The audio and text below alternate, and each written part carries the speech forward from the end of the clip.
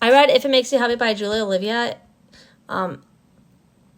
It's a romance story. It's about 500 pages long. I've seen comments where people say that's like, doesn't seem that long, and people are like, I don't know, it's really long. I felt it was like unnecessarily long, but I still enjoyed it, and I still read it within like 5 days.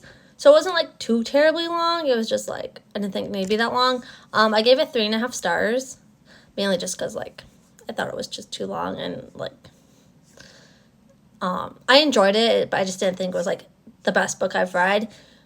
Cliff and Michelle are two people who have been divorced. And then Michelle ends up having to run her family's inn called Birdie and Breakfast because her mom has passed away and her dad's grieving. And like her younger sister was supposed to run it, but she's in art school. So Michelle's like, well, I'm going to go do it so you can graduate. And then she picks up her life from Seattle and goes to little town Vermont, I think in like September.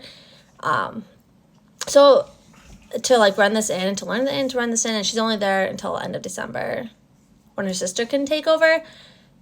And she doesn't want like help from anybody, but like Birdie was friends with everybody in this town, so like her neighbor Cliff is the hot baker, single dad, and then Lisa and George, I think, are like an older couple, but they just kind of like, they were really good friends with Michelle's parents. They just make themselves at home at the inn, and they end up just helping her.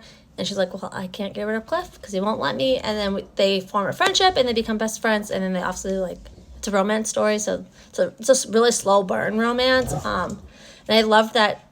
So Cliff is a single dad, and like we get to see his children in the book and their personalities, so that was fun. It was good, but it wasn't like the best book I've read, and like it was 500 pages, and I feel like sometimes romance does not need to be that long.